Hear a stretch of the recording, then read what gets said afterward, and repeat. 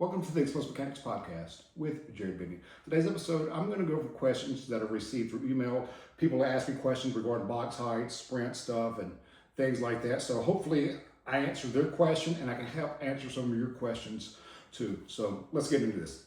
Good evening, sir. I hope this finds you well. I stumbled across your box squats for sprinters video on YouTube and it fascinated me. Regarding the topic, I'm 6'2" and I do not have a pad. I've tried to replicate the 12-inch box with pad height being around 2 to 3 inches. So with the box being 12 inches and the pad being around 2 to 3 inches compressed, totaling 15 inches, that's about right. So when we sit on the box, that blue pad that we squat with, it does compress to where we are at the box is 12 inches. The foam pad itself is 6 inches, so almost like a thick couch cushion.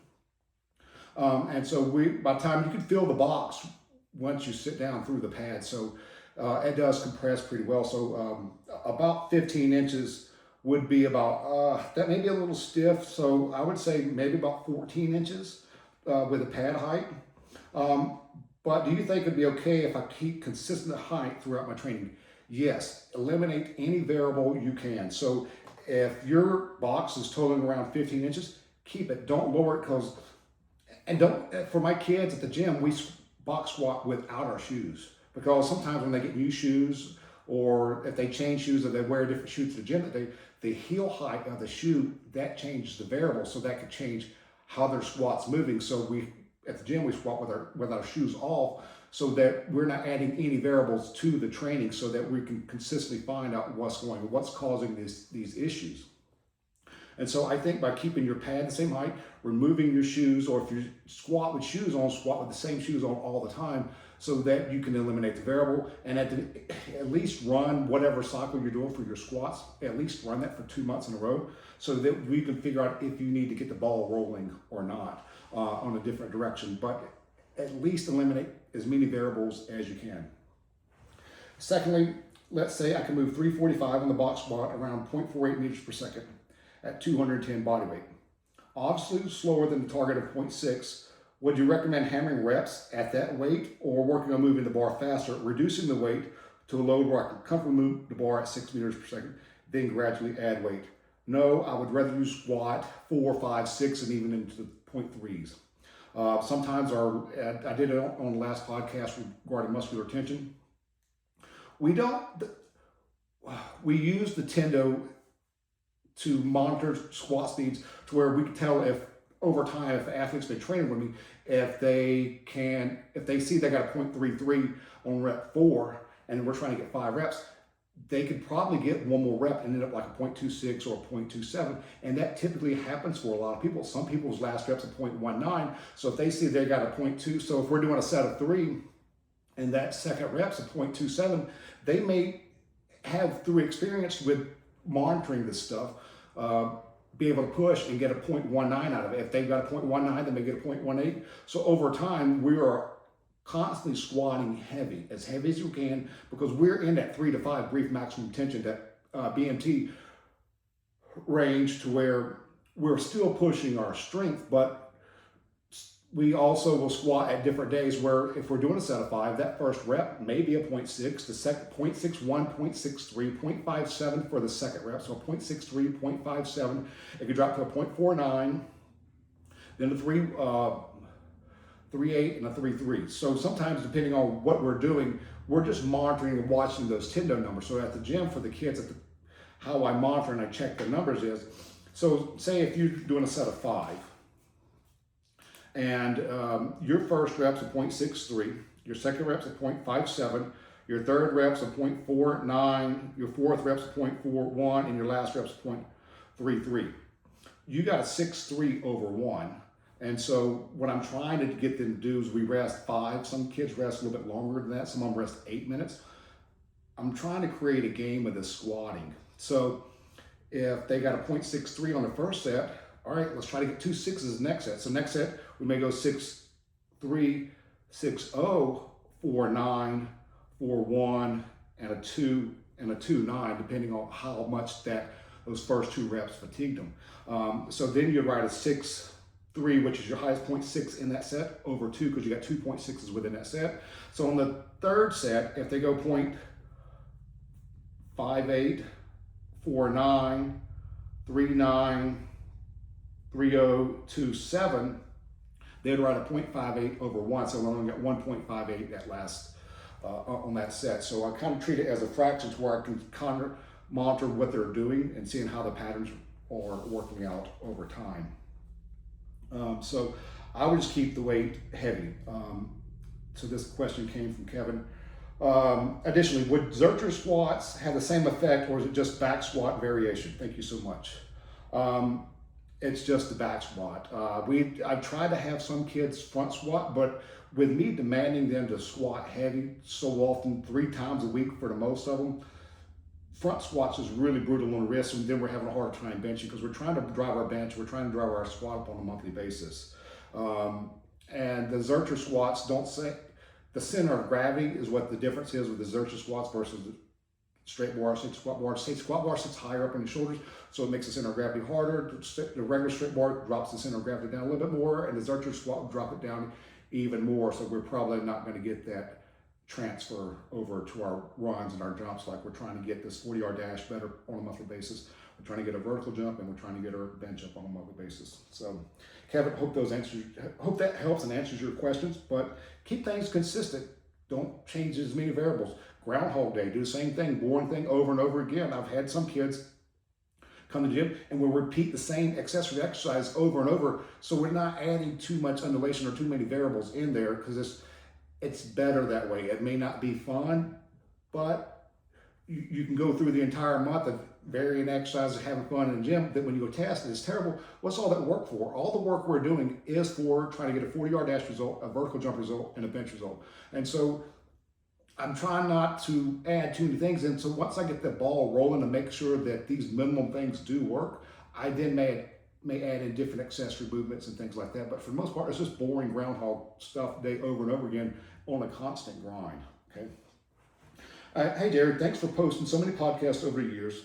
I followed you for some time, but recently have dove into all the Spotify episodes and have listened to about half of them in the last 4 weeks. My question is about velocity of squatting. I have an OVR tracker and have been using it for the average of peak velocity between reps as reference rather than average speed.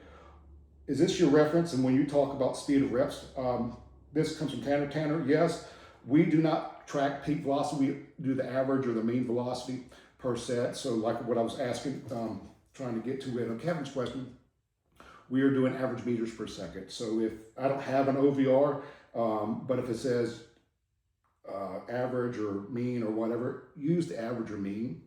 So that's what I do talk about. Second question, if doing dumbbell jumps after squats, some of my kids are just too tired to get a jump PR that day. Should I keep them on dumbbell jumps for my 6 to 12 usual daily reps, or stop dumbbell jumps outright? I don't know how you're waving or monitoring your dumbbell jumps, but 6 to 12 jumps with the weight or without the weight, I don't know if that's combined total. Usually for my athletes at the gym, we have a jump sticker on the back of their folder. And so whatever they jumped with that certain weight the last time, whatever it was, they're coming in and they're trying to beat that jump. It may take them 10 minutes, it may take them 20 minutes. I don't have a classroom setting, so I don't care how long they're there. But we also try to hit a minimum of at least 92% of whatever our last best was. So, that way you're not too far off. Would you be happy with, I tell these kids, they're like, Jerry, this is terrible jump day. And so I ask them what they're jumping, and I break it down into a math thing. It's like 92%, or even if you look at 95% of your best, and if you're within that, would you be happy with a 95 or a 92 on your test? Yeah. So sometimes you may not consistently be able to beat it every time. I know beating it every single time you come to the gym is not possible, but at least have a minimum that you're trying to hit. So if I don't have my calculator up here with me, so if you're jumping, if your best is 29 and 95% of that, and you're jumping to 27 something, be happy with a 27. Or if you're 28 and you're jumping to 26.9, you're still within that range. Hopefully my math is mathing right, but yeah, don't skip the dumbbell jumps, because you got to have the high pressure load. The squatting at the heavy 3 to 5 rep range, and maybe failing or missing some reps within that range. I'm doing the next episode on missing reps. that's the hardest thing about my online people is they're not in the gym matrix of the gym environment. The gym is its own atmosphere itself. So everybody comes in brand new, missing reps. I see all these older people that's been there missing reps. And so when I get out to like some of my online folks, or I get someone that comes into the gym that's used to making their reps all the time, that's a whole nother story. So try not to get on tangent with that because that's going to be another podcast episode in itself. But find that minimum jump PR. So like, I wish I had my calculator. I don't have my phone either. So whatever that may be, I may cover this again later for people because I think they need to figure out, I need to hit at least this, and I need to hit this. I can't leave until I at least hit 95% of whatever my best is, or 92. And I don't know why I came up with 92 to 95%, but you know, you'd be happy if you got it. And most often the kids are doing that. That way they're not getting depressed or having hurt feelings or whatever, but at least try to figure out what to do. 6 to 12 jumps, to me that seems like a lot because I don't ever count my jumps. I don't count my athletes' jumps. Let's go ahead and break a record. And I tell people like the volume over time with the dumbbell jumps will equal itself out. So if I come in and I break my vertical jump with dumbbells on my second jump, I may work on a few non-weighted jumps after that, then move on. But next time it may take me 5 or 6 reps with the dumbbells to break what I did last time, or at least get within 95% of whatever I did. So 6 to 12, I don't know because I don't count. So hopefully at least hitting a minimal effective dosage, then moving on to the next, and hopefully that helps. For reference, all my kids have been improving the jumps and squats strength bi-weekly and monthly. I track every top jump per session, so they're making progress regardless. Well, as long as they're making progress, I don't think bi-weeklies, I think that's too short, but if it's working for you and you're getting your athletes results, stick with it, because at the end of the day, it don't matter about me, it don't matter about you, it matters about them and them getting better, because that's what we're here for. And so, okay. All right, this next question comes from Khalil. Hey, Jared, do you have squat ratios for the 40-yard dash times, but for girls? Want to know what to be aiming for my female athletes. Thanks, Khalil. Khalil, no clue. The female population at the gym is so inconsistent. And what I'm having a battle with right now with the females is their monthly cycle. So I do have a female, Emily, that helps me at the gym. And she'll talk to them and I talk to her because I can open up to her. She can open up to me a lot more about it than some new girl or whatever coming to the gym, or maybe a girl that's only been there for a few months, to try to figure out the timing of when these things need to happen. The girls don't have that grit and grind. The guy, like if I tell a guy you can't do it, they're like, F you, Jared, watch this. If I tell a girl, oh, you really think I can't do that? No, you're not supposed to say that. You're supposed to be trying to prove me wrong, and you're sitting over there all in your feelings. I don't care about your feelings. You have to figure out how to get this done. It's not the reps that make you better. It's the tension. It's the tension. It's the tension. Who cares if you're missing reps? And so they got to get over that. But Jared, I feel like I'm not getting any better. Okay, well, you are, and you look at this month. This. Oh, okay, yeah, you're right. You got to talk to them a little bit more. Guys are just kind of like in it for the moment. Boom, forget about it. 30 seconds later. So they're a little different. Okay, and this next question comes from. So Khalil, I do not have squat ratios because their consistency is not like my guys' consistency. I don't make my people have to be in there Tuesday, Thursday, or Monday, Wednesday, Friday. They're 6 days a week. If they're coming twice a week, they may come Monday and a Thursday, or Monday and a Friday, or may not come back till Monday to Monday. They're like, for me, if I'm going to bench, it's going to be a Monday and a Thursday, sometimes accessory work on Saturday. But I used to bench Monday, Thursday, Saturday all the time, and I don't miss those days. And so my guys, if they know it's a squat day, they don't miss their squat day. Even some of my kids in season, I have a 24-hour access gym. They'll still go to that 24-hour gym on squat day to squat when it's necessary, if that's what they're doing, because they know they've been there so long, and I've tested them on a monthly basis for so long, and when they don't hit their certain number of frequency, they don't get their results. And so no one wants to go backwards, especially when we're trying to get these kids more playing time and scholarships down the road. And the girls just don't seem to have that same grit and learning curve that the guys do. I have tried to track them. I've had a lot of consistent softball and volleyball players that have been there through the years, but sometimes at the end of the month when it's test week, they may not show up at all that week. And it's like, it's very, because of the population density of the males versus the females, is very different to get a feel for the girls. And I did have some girls on the lacrosse team when I was working with the entire team that they had to be consistent for a couple, 3 months. Their intensities while they're training, sometimes I got to leave, they would just completely skip their squats. And I was like, you got to be freaking kidding me. And, but you did have some girls that would have the FU mentality and want to prove Jared wrong. And you got another girl that's super strong, that's always highly consistent, but not as gritty. And you got this other girl that's not as consistent, but gritty. And the squat ratios were just totally off. So I have been trying to work on that. If I do come up with it, I will let you know. And this next question comes from Landon. He sent me a video of this guy talking, and he goes, oh, finally it's come out.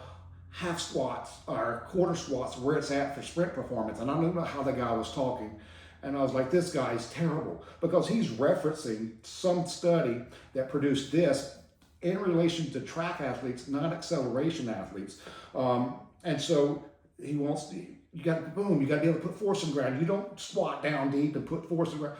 Well, buddy, we don't regular squat anyway. So we're squatting, when we box squat, as a static dynamic method. It increases the rate of force development and absolute strength over time. And with that box squat, the Tendo unit, I've had an intern this past summer come in and analyze all my folders at the gym for the squat ratios, mainly for the males, because the females, I've not looked into what he put in there for them, but mainly for, I would say, 85% of the population, they're fitting into those ratios. So we know that directly by improving their box squat, their sprint speed improves. And I've had a kid last year that came to the gym, and he was regular squatting, ass to grass, all the way down your calves, a full Olympic style looking squat. And he went from 315 to 405, and his 40 stayed at a 4.9 the entire time. So I think he was at 4.940 for 4 months in a row. And I told his dad before I did it, he's not going to improve. Yeah, he is. No, he's not. I don't care if you go outside and do running drills or not. It's not going to work, because it's not creating the sensitivity within the body that's needed to elicit that change. So frustrating. So 4 months later, I showed his dad his folder. I told you what changed. Switched him back to box squat, boom, the next month was a 4.8. So it's the static dynamic method with squatting and the dumbbell jump. So you're using brief maximum tension with high tension loads on the squat, and then you're going over there next with your dumbbell jumps, and you're sharpening that rate of force development. So you're using almost a heavy light method. The heavy light method, the static dynamic method, and the load release method and pneumatics, they're all different methods behind different exercises. If you kind of look beyond the scope of the lens, those methods behind that exercise is what creates that result. So, and those methods I just named, static dynamic, load release, pneumatics, heavy light, all of those manipulate the nervous system for more explosive power, because it uses the nervous system in a heightened state to get that response. And if you're teaching, AKA training the body, training is teaching the body how to perform. And if you're teaching your body how to do that Groundhog Day on a consistent basis, it will learn and adapt specific adaptations to impose demands. So if you want to impose, you've got to do it over and over and over and over again, to where it's almost boringly doing it over and over again to get these adaptations. So I hope that helps, but it makes me so mad that these people, oh, quarter squats, half squats, hey, these are much better, but full squats, don't do anything. Well, the full squats, yeah, could be right, but don't mention box squatting, which is terrible. And sometimes the young prepubescent kids, they may not respond to box squatting, regular squatting. They respond actually better to the regular squatting than they do to box squatting. Some do, some don't. So you just got your hodgepodge of which kid does what, when, where. It's science. Go out here, experiment with this don't work, change this don't work, change that. Sometimes you may need to stay with this. It didn't work the month one, it may work the month two, doing the same thing until you get the ball rolling. That's why I don't like adding a lot of variables to the training. The more variables that I add to the training, it's harder to figure out what's making that ball roll. And so if I could do it with the squatting, the jumping, and a few accessories, and that gets the ball rolling for the sprint performance, then we can add some more stuff in. And then if it starts to, the sprint performance starts to stall or dull, then we take it out and see if it goes back to working like it did at the beginning. That takes several months. You're not going to learn this process within a month. So it just takes a good amount of time. Okay. This next question comes from Rusty. Hey, Jared, I'm sure you probably covered this in the podcast, but I have a quick question regarding stance for box squats. I know Louis preached wide stance squats, but his stance seemed excessively wide to me and wouldn't be optimal if the goal is to jump high and sprint fast. What are your thoughts? Thanks for your time, Rusty. Rusty, yeah, we squat narrow. I'd say 12 inches apart for some kids. Some kids maybe 16 inches apart. I don't really have the inch per se dialed down, but we're fairly narrow. Some of the kids can squat. I get on the kids all the time because they can squat more weight on the box if they're wider. And said it's not about how much weight you squat. We're trying to get the squat to see if it can improve your sprint performance. And so if you're squatting wide stance, box squat here at the gym, and you're not fitting into that ratio, you're not helping me figure out how to help make you faster because you're stepping outside those lines. We need to narrow your feet in, see where you run, see where you are. It's all about making them kind of fit the ratio. I had a kid squatted with a 12-inch back box with a blue foam pad. He actually had to have an additional red pad that's 2 inches up under the blue foam pad, and then he fit the ratio. So now I can figure out, now once we squat this, so then you could tell them and go, once you squat this, now you can run a 4.7. And that's still with a narrow stance. I had Colton years ago, he squatted 625, but used a more wider stance than the athletes at the gym and ran a 4.640, but he squatted 625, and I don't have the calculations off the top of my head. He squatted 625 with a bar, no belt, and only ran a 4.640. At 625, Dorsey has squatted, and Colton at that time was probably about 195, 200 pounds, squatted 625, running a 4.640. So he had to squat substantially a lot more weight in order to get that 40 to click in the right direction. And Dorsey squatted 455 on the safety squat bar, which is really 470 at 0.6 meters per second, weighing 223 pounds, and he ran a 4.49 on the Brower timing system. So Rusty, my thing is, we're squatting only to directly improve our sprint and our jump. And I'm not trying to see how much my athletes can squat in the gym in certain stances. I want the stances that can produce the greatest results in the quickest manner possible because I'm testing them on a monthly basis. And so if I'm going to test them on a monthly basis, I want to show them that they can get faster without sprinting. They can get faster without doing all this other stuff. And this past year, I had some kids that did not believe me about going to track season. And they went track. They started doing these sprint drills. They started looking like someone that's been like speed training where they're trying to get them to come more upright. And they come more upright too soon, about 25 yards up. And their 40-yard dashes are terrible. The acceleration phase in a track is a lot longer than the acceleration phase in sport. You got to be a lot more aggressive out the gate, where the track's more of a build-up instead of an explosion. And so those guys, I told them to lose 0.2 seconds. After month one, they were already down 1/10 seconds. Some of them were down a full 0.2. And I'm just like, because what they don't realize, and this past week was test week, is that I had this kid, he ran a 5.340. Then he started doing all this extra track uphill running and all this other stuff. Wasn't doing track per se, but was doing some extra running, trying to work on uphill running. And I said, that's terrible. He goes, Jared, wow, that's terrible. I said, that's going to make you slower. How's it going to make me slower? I said, because it is. And I said, I've seen it so many times. And so then I tested, we went from a 5.3 to a high 5.4, almost a 5. He ran a 5.51 40-yard dash. And so that month right there, when he was doing all the extra stuff, messed up month two. So month three, we're now down back to where he was at the beginning stages of month one testing. So that whole month, although you did all this training, it still takes time to get that 10th. It's still a 10th of a second. So if you lose 2/10, it's going to take you 3 months to get back a 10th better than what you were. And so over time, that's terrible. So this next question comes from Steve. Steve, Mr. Bindi, thanks for the info you're providing for sports performance community. I try the box squat and match with my athletes perfectly. My question is, do you have any info on the difference between the new Elite pad and your old ones? We don't have an old pad, so I'm seeing times faster than they should be. It looks like they gained 0.08 to 0.1 from the new one. Does this equation still work for the 0.7 instead of the 0.6 on the OVR? Thanks for any advice you can give, Steve. Steve, I have experimented. I've got both pads. I've got the original the mid one and the latest one. And so if I had a kid squat a weight at a 0.63, they may squat that at, like you're saying, 0.08 to 1 point on the new pad faster.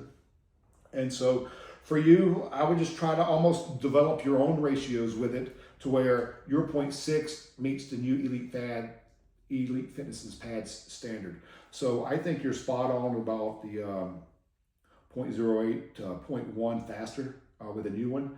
Because I've had several kids, I have them, what I did is I just had them squat sets of 2, so we're not trying to get too fatigued, and we'll do 6 sets of 2. So we do a set with the new one, a set with the old one, a set with the new, a set with the old, and just look at their pattern to see what they were doing, to figure out kind of where there was, and it was probably very close to what you just gave me. So Steve, hope that helps. And thanks for the question. This question comes from Bailey. Hey Jared, I appreciate all the game-changing information you put out there for free. I bought the jump book years ago and completely changed the jumping ability and explosiveness of my NFL and NHL athletes. Oh, thanks.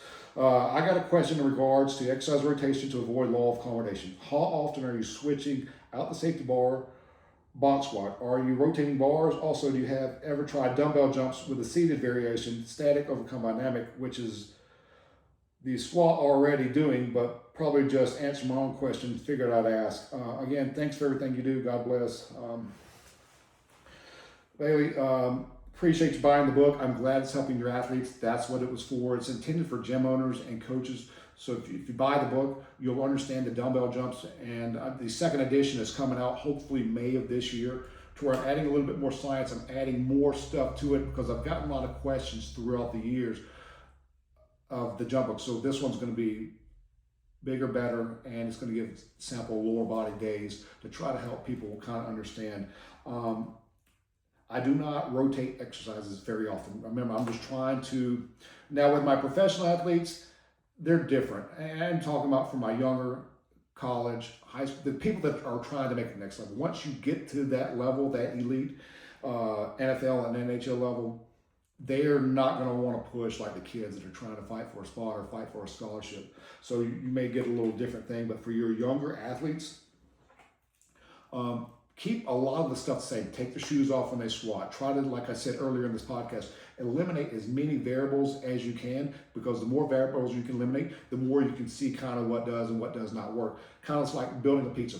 Get your dough spread out, put your sauce on, and maybe throw a little cheese and a few pepperonis. But you don't want to throw too much meat because you don't know which way that pizza is going to taste if you change that variable all the time. So if they're expecting this and they taste this, they're like, ugh. And so the body can kind of be almost the same way.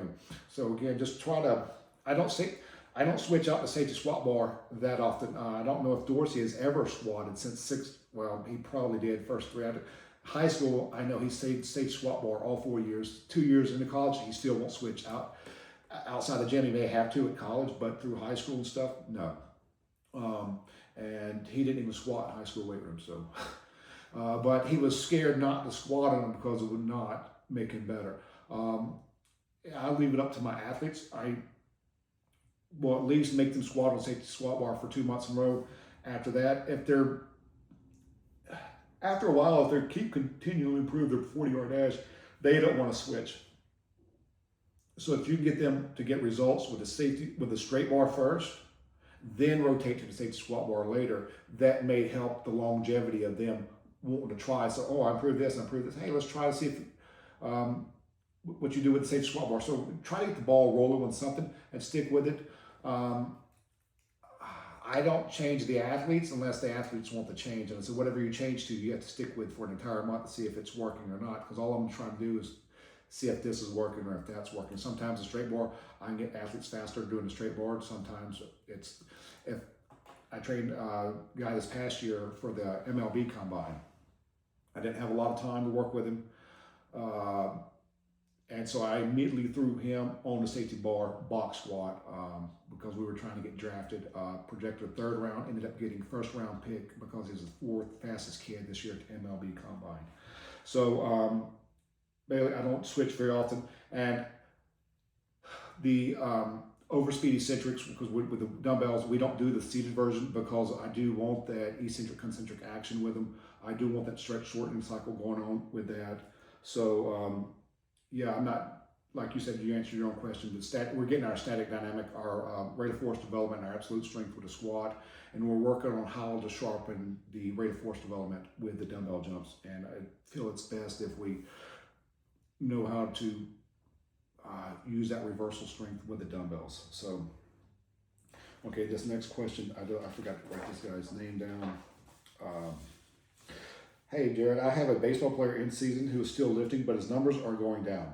He was moving 330 at 0.4 meters per second for 4 sets, but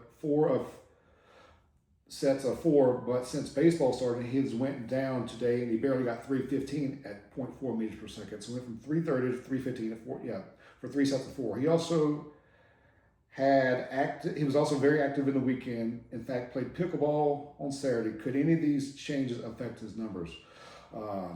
Yes, they can. When you're doing stuff like with the track people or my baseball players, when they start conditioning and getting into baseball, they got to run poles. When they start adding that longer distance stuff into the routine, it will drop it. I don't have my specific numbers, but I learned this years ago. Even when I was squatting, I don't know, I went from 335 to 315. I was moving 315 the same I was at 335, and it frustrated the balls off of me. But the only thing that I did, and I changed up differently, is I went on a 30-minute walk with a 20-pound vest every other day, and it started cooking my squat numbers. And so, and if it's doing that, and if it's going down during the season, just know that we know what the tension is, we know what the load is, but the body don't. So if the body's more fatigued, like for my kids coming after practice, we will have them still squat, but they may not squat what I wanted to because I know their legs are cooked. But the body don't know, but the body only knows tension. It don't know weight. And so if you create the same tension at 315 as you were at 330, that's all that matters. It's just going to be mentally a little tougher for the athletes because they were doing this. Now they feel like they're not getting better. They are. It's just kind of hidden with a blanket over it right now. So anyway, hope I answered everybody's question. If y'all feel free, if you got more questions after these questions, feel free to reach out to me. Info at Explosive Mechanics, Twitter, Explosive MEC, Instagram, Explosive Mechanics, YouTube, Explosive Mechanics. So everything's going to be Explosive Mechanics. I've changed the podcast name to Explosive Mechanics. So it's just going to be getting more and more branded. So thank you all for watching. Thank you for listening. Have a great day.